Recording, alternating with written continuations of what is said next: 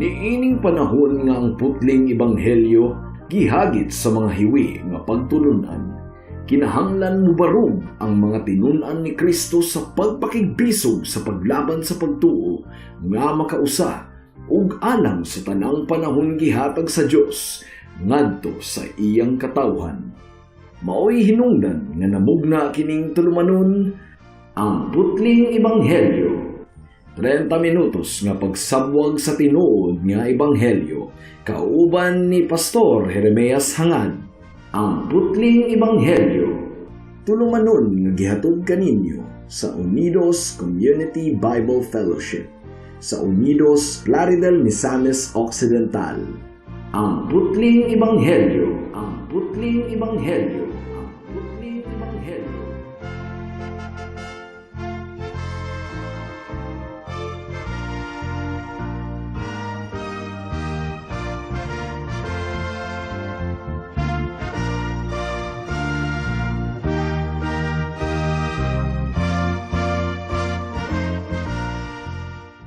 Alang sa pagpamalandong sa pulong sa Ginoo atong pagabuklato ng atong Biblia sa Mark chapter 9 verse 38 to 43. Apan sa dili pa, once again akong gipaabot ang akong pagpanimbaya sa akong lolo Isabelo Lauri Sr., 93 years old. Mark chapter 9 verse 38 to 43. Ang giingon dinhi, si Juan miingon kaniya, magtutudlo, nakakita kamig tawo nga naghingilin og mga yawa sa imong ngalan ug gibadlong namo siya kay dili man siya kauban nato. Si Jesus mitubag, ayaw ninyo siya pagdidi kay walay tawo nga maghimog milagro sa ako ngalan nga makasultig dautan mahitungod kanako. Kay ang dili bato kanato, dapig kanato. May the Lord bless the proclamation of His word today. Unsa ang dako kaayong sala alang sa atong katilingban niining panahuna karon. Kung muadto kamo sa Amerika ug daghang mga nasod sa Europe, ang dako kaayong sala alang sa ilang katilingban mga kaigsunan kining mamantay ta sa uban or mubadlong ta sa uban. Kay kun atong ipakita kanila nga dautan ang ilang gibuhat, masuko gayud sila, hilabtanon kuno kaayo. Ilang gihatagan og bili kining gitawag og tolerance, kining pasagdahan lang nato sila sa ilang gibuhat nga dautan ug kun atong imantala ang kamatuoran ilatang bansagan ingon nga madinumtanon nga mga tawo, hilabtanon ug mahinukmanon.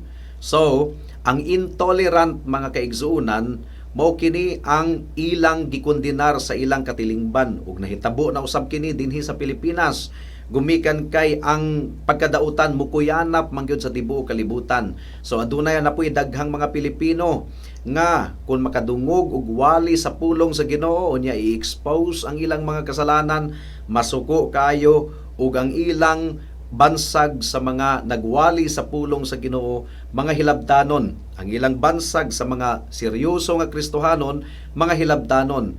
Pero mga kaigsuunan, wala kita ng hilabot, nag-expose kita sa kasalanan sa paglaom nga maghinulsol ang matag usa ug mahibalik sa atong buhi nga Dios. Now kining intolerant, labi na sa mga katilingban sama sa Amerika mga kaigsuunan, maguol kita ug muriak kita gumikan kay ang ilang katilingban wala na nagpakabana sa kamatuoran. Masuko na kung badlungon. Pero niining taknaa mga kaigsuunan, ato usab ipakita gikan sa pulong sa Ginoo nga kining sobra ka hilabdanon or sobra ka intolerant nga wala na hamutang sa maayong lugar mga kaigsuunan, dili usab kini maayo.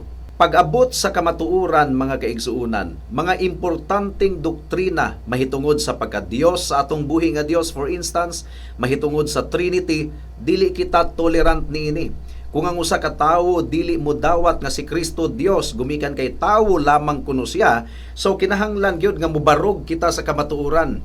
Pero kung ang practice sa matag usa minor difference, ang mga practices nila sa ilang grupo dili susama kanato, pero tinuod sila nga mga magtutuo sa atong buhi nga Dios, kinahanglan kitang mo exercise og tolerance. Kinahanglan nga atong palabyon ang atong mga differences mga kaigsuunan, gumikan kay kining mga differences wala may kalabutan sa atong kaluwasan. niadtong miaging mga semana atong gitan-aw ang garbo sa mga disciples sa atong Ginoong Hesukristo. Garbo mga kaigsuonan. Gumikan kay ilang gipataas ang ilang kaugalingon samtang naglakaw sila padulong sa Capernaum, nagsantaihay sila og pataas sa ilang kaugalingon. Naglalis sila, mao nga gibadlong sila sa atong Ginoong Hesukristo nga ang gusto kunong mahimong inila kinahanglan mahimong sulugoon sa tanan. Mark chapter 9 verse 35. Unya milingkod si Jesus ug iyang gipaduol ang napulog duha ka tinun-an ug giingnan, bisan kinsa nga buot mahimong labing dako kinahanglan nga magpaubos ug mualagad sa tanan. So baliktad di ay ang gingharian sa atong buhi nga Dios. Ang gustong mahimong labing dako kinahanglan mopaubos ug moalagad sa tanan. Mao kadtoy kinabuhi ni Moises mga kaigsunan. He was a great leader in the Old Testament. Pero unsay description sa kinaiya ni Moses? Numbers chapter 12 verse 3. Si Moises mao'y labing mapaubsanong tawo dinhi sa kalibutan. Maot kayo ang garbo mga kaigsuunan. Maot kayo. Self-advancement ang tawag niya na. It is motivated by pride. Kung atong ipataas ang atong kaugalingon, it is motivated by pride. Ug wala gyud tawong ganahan sa usa ka tawo nga naraog dayig sa iyang kaugalingon. Ato kining gihisgutan ni adtong miaging semana mga kaigsuunan. Mo kadto ang isyu sa mga disipulo sa atong buhi nga Dios. Og baliktad kini sa usa ka Kristohanon nga mapainubsanon nga iyang gipailalom ang iyang kaugalingon sa pagpangalagad lamang sa atong Ginoong Hesukristo. So kining intolerance o kining hypercritical spirit, kining mahilig mudaot sa uban ug nara og pamantay og sipyat sa uban, garbo kini mga kaigsuonan. Gumikan kay ang tawo nga ingon ana, ilang gipataas ang ilang kaugalingon labaw kaysa uban. So sa atong pagtuon karon sa atong teksto, first time nga nadunggan nato nga si Apostol Juan mga kaigsuonan miistorya. It is the only place in the Bible nga miistorya si Apostle John. Dunay solo part. Basin og siya ang pinaka-primary instigator sa panaglalis nila samtang naglakaw sila dito sa Capernaum. Nang hinambog siguro si Juan, gumikan kay sa tanang 12 ka apostoles atong Ginoong Hesukristo, siya ang pinakasuod sa dughan ni Jesus. So basin og nagpasigarbo siya, unya naulaw sila, gumikan kay nasayra ni Jesus nga sila nagsanta iyahay ug pataas sa ilang kaugalingon, mao nga giusab ni Juan ang topic ug iyang gi-open up ang discussion mahitungod sa usa ka tawo nga ilang nakit-an nga naghingilin og mga demonyo sa ngalan sa atong Ginoong Hesukristo. Ug ilang gibadlong katong tawhana gumikan kay dili man nila kauban or dili kauban sa ilaang grupo mga kaigsuonan. Now niadtong miagi pagayon nga mga semana atong nasayran nga misulay kadtong 12 ka apostoles ug hingilin sa mga yawa nga nag-ulipon ni adtong batan-on nga laki, pero wala sila makahimo niini. But at this time adunay naghingilin og mga yawa sa ngalan sa atong Ginoong Hesukristo nga dili kauban sa 12, nagmalampuson sa paghingilin sa mga yawa sa ngalan sa atong Ginoong Hesukristo. Laparo kadto sa ilang mga dagway mga kaigsuonan. Gumikan kay ang dili nila kauban, naghingilin og mga yawa sa ngalan sa atong Ginoong Hesukristo, nagmalampuson apan sila wala makahingilin sa mga yawa nga nagulipon ni adtong batan-on nga lalaki. Ngano man kaha kadto mga kaigsuonan. So ilang gibadlong gumikan kay dili kunuhay nila kauban sa ilang grupo. Pero giingnan sila ni Jesus nga ayaw niyo badlunga. Kung siya dapig kanato, dili siya magsulti og dautan, bato kanato. He who is not against us is for us. So ayaw niyo pugni ang gustong magmantala sa ngalan sa atong Ginoong Hesukristo bisag dili kauban sa atong grupo. So duna kitay importante gayud kaayo nga leksyon nga masayran niining taknaa mga kaigsuonan. Unang punto, the importance of sanctified tolerance. Ang pagkamahinungdanon sa kining ni ang andam kitang musabot sa mga tawo nga dili susama kanato, lahi nga grupo mga kaigsuonan sa laktod nga pagkaistorya. Ikaduha, the scriptural warrant for sanctified tolerance. Gitudlo kini sa Biblia nga kita kinahanglan nga masinabtanon sa uban nga lahi sa atong mga practices. Ug ikatulo, the necessity of conviction. Importante nga musabot kita sa uban, dawato nato ang atong mga differences, pero pag abot sa kamatuoran, kinahanglan gayod nga kita mubarog. So unahon nato kining unang punto, the importance of sanctified tolerance. Daghang mga practices nato sa atong pamilya. Magkalain-lain man ang atong mga practices sa matag adlaw, mga kaigsuonan. Ang tanang mga butang balaod nun alang kanato kung kini dili supak sa pulong sa Ginoo. Ang giingon dinhi sa 1 Corinthians 10:31, busa kun mukaon kamo o muinom o magbuhat og bisan unsa, buhata ang tanan sa pagpasidungog sa Dios. So ang tanan nga atong pagabuhaton kinahanglan nga buhaton nato alang sa atong buhi nga Dios.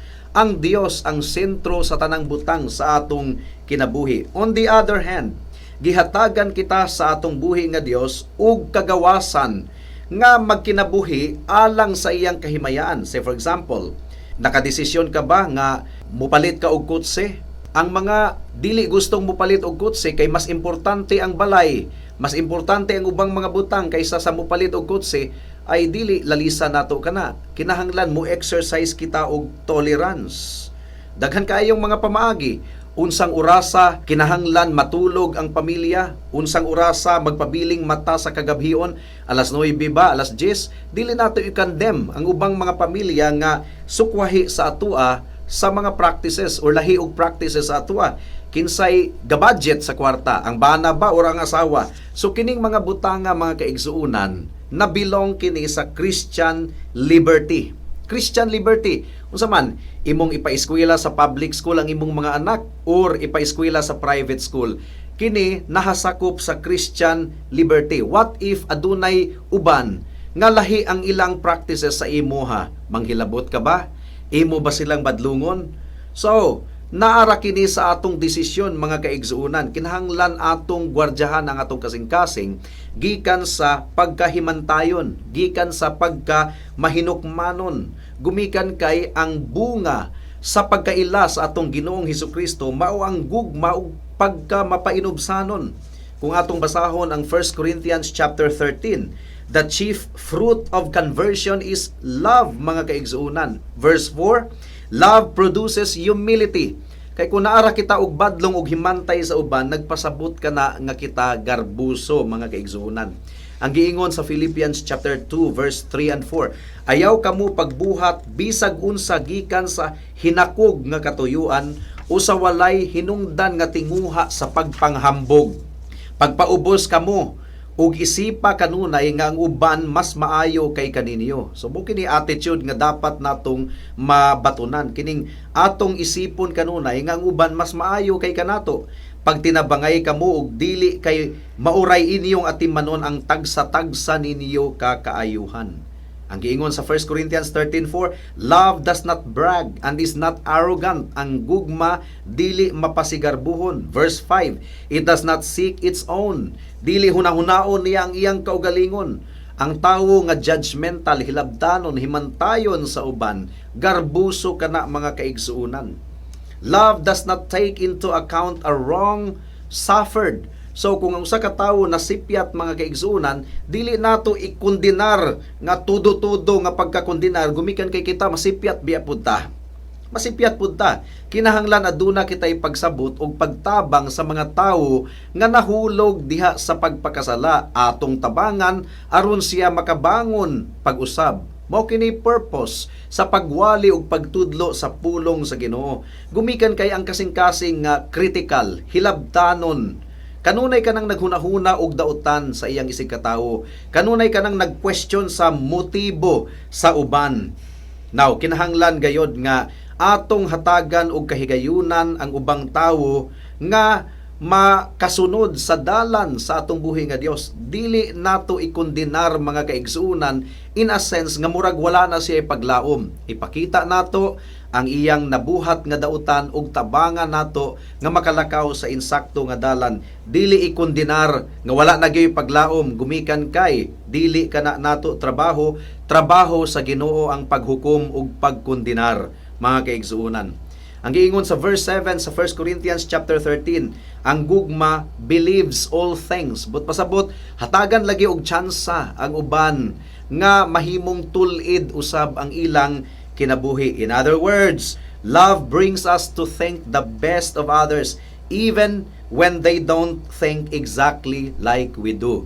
So ang nagkalain-lain nato nga mga practices, ang nagkalain-lain nato nga mga kinaiyahan sa atong pamilya, kultura sa matag lugar, andam kitang mosabot ni ini. Gumikan kay duna gayoy mga differences depende sa background nga atong gigikanan, mga kaigsunan. Mo kini ang sanctified tolerance. Sanctified tolerance, mga kaigsunan.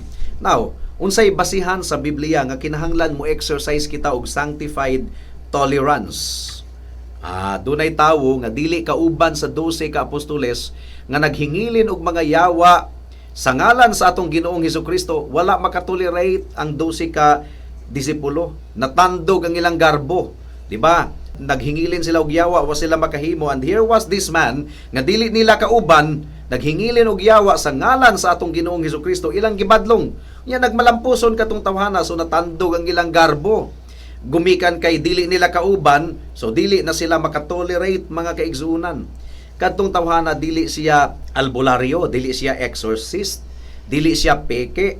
He was casting out demons sa ngalan sa atong Ginoong Hesukristo, in the name of Jesus Christ. But masabot, iyang giila ang autoridad o gahom sa atong Ginoong Hesukristo. Kinahanglan dili nato kini mamiss, mga kaigsuunan.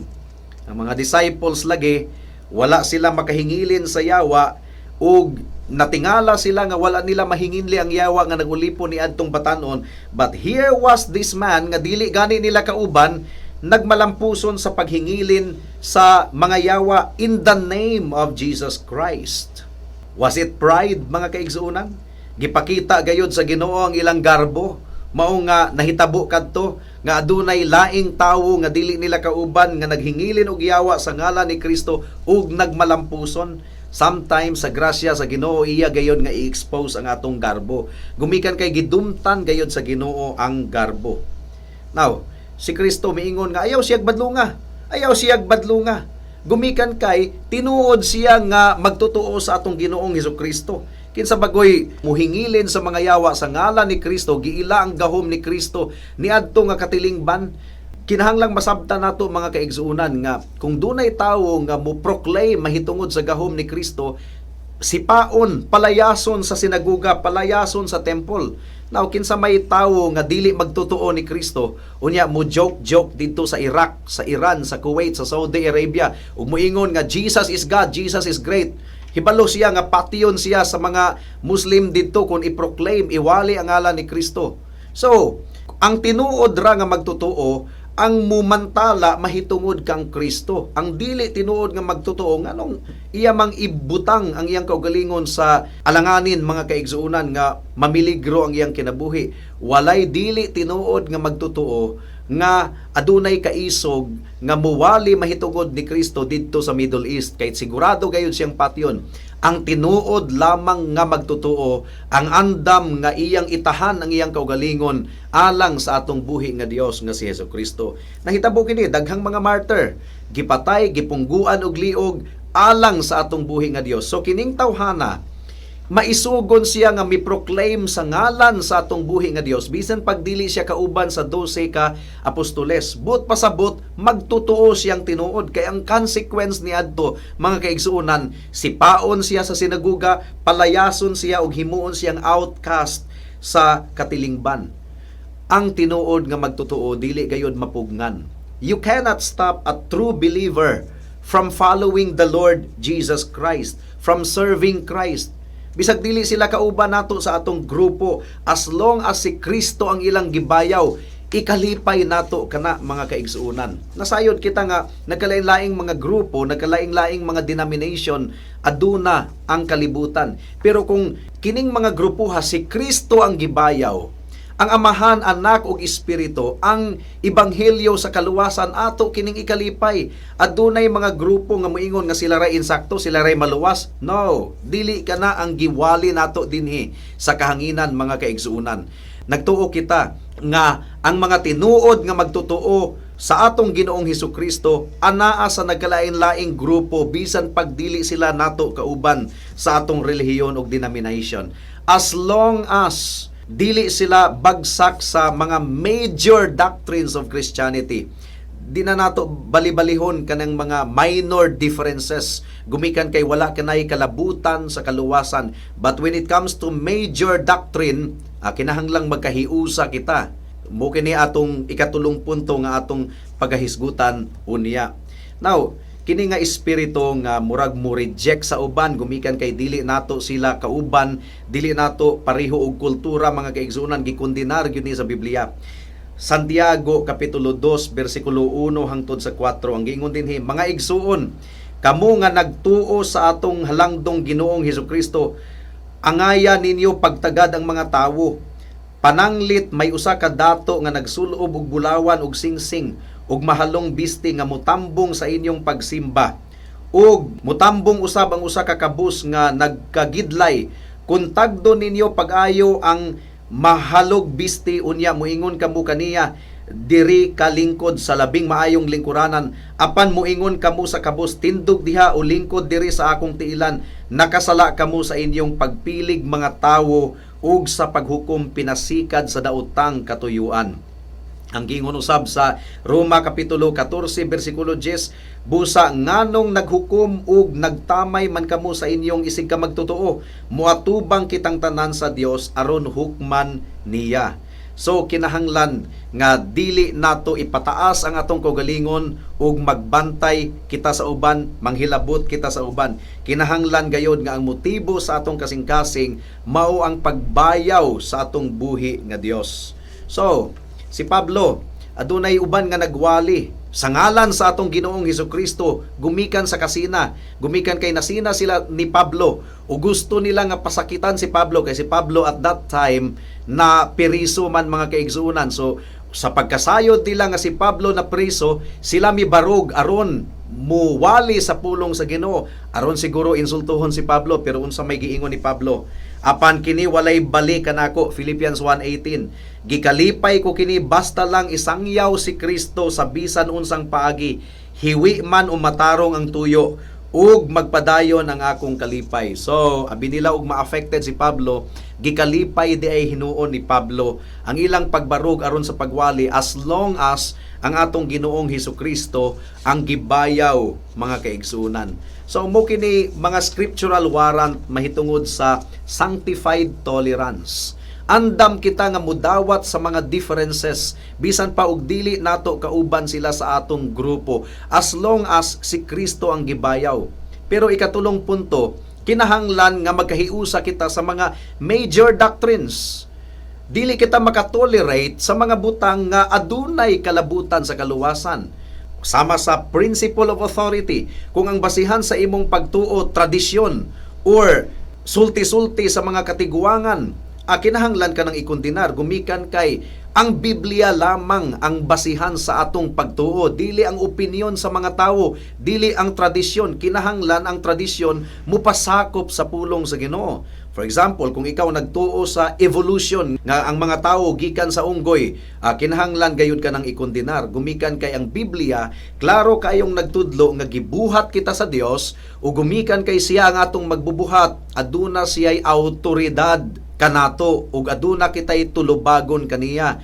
Kung ang Dios, kung ang creation atong isalikway, kung walay Dios nga magbubuhat, but pasabot walay paghukom, walay balaod sa Dios. So kinaham kana sa mga tao, mao nga daghang mga taong nagtuo sa doctrine of evolution. For instance, ang doctrine of the Trinity.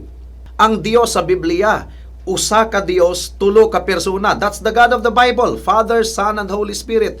Ug kung ikaw nagsimba sa oneness nga Dios, that's not the God of the Bible. And if that's not the God of the Bible, that's an idol. Ug ang Biblia nagaingon nga walay idolater nga makasulod sa gingharian sa langit. So pila ra na ka mga examples, mga kaigsunan, sa major doctrine nga kinahanglan kitang magkahiusad. Dili ka na mahimong i-tolerate nato, mga kaigsunan. Pero sa mga style sa kinantahan or style sa worship or mga minor differences, kinahanglan kitang mo tolerate as long as the gospel that is proclaimed in that group is the true gospel. Now, isip aplikasyon sa matag usa ka nato.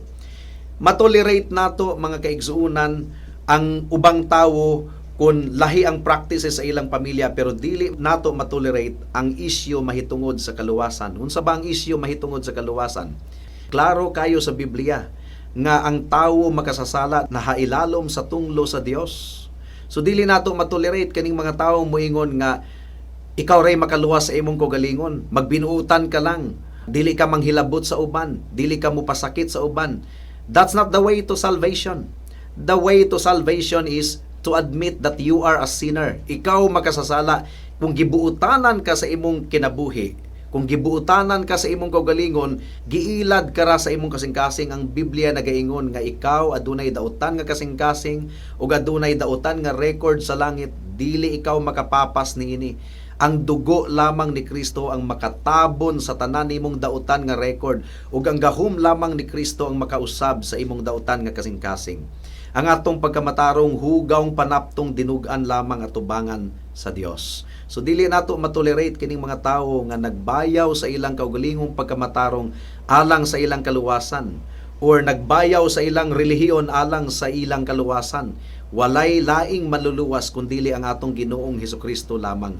Busa higala pag hinulsol sa imong mga sala ug dangop kang Kristo, gumikan kay anaa lamang ni Kristo ang pagkamatarong nga iyang isulob kanimo kung ikaw mutuo kaniya, ug iyang dugo itabon sa tanan nimong mga kasalanan, past, present, and future, kung ikaw maghinulsol sa imong sala ug musalig lamang kaniya ingon nga imong bugtong Dios ug maluluwas.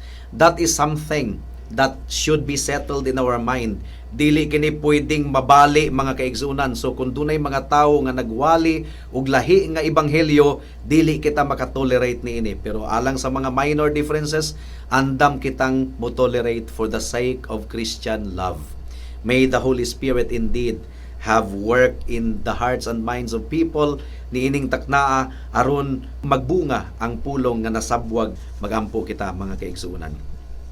Salamat o Dios sa mensahe nimo o Dios, ug hinaot nga padayon ikaw nga magahatag kanamo og pagkagutom ug pagkauhaw sa imong pulong, ug ang imong pulong among pamalandungan sa matag adlaw, ug careful kami o Dios nga mosunod kanimo sa tanang higayon sa among kinabuhi. In Jesus name we pray.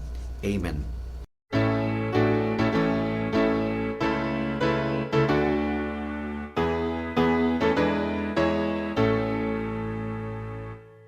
Sa manunubos duol kamo, dili maglangan duula siya. Siya nagpadayon sa pagtawag, duol na. Malipayon ang pagtigunta, kung maputligikan sa sala, ug dito magatigong kita sa iyang puluyan. Ang iyang pulong matnunan mo, sa malipayon sundon siya. Imo siyang piliun karon, duol na. Malipayon ang pagtigunta, kung maputligikan sa sala, ug dito magatigong kita sa iyang puluyan. Niauban ka nato karon, sugo ni Kristo tumanutang. Siya nagpadayon sa pagtawag, duol na. Malipayon ang pagtigunta, kung maputligikan sa sala, ug dito magatigong kita sa iyang puluyan. Amen. Alang sa dugang nga mga pangutana, mahimong mo text kang Pastor Jeremias hangad sa 0935 744 3030.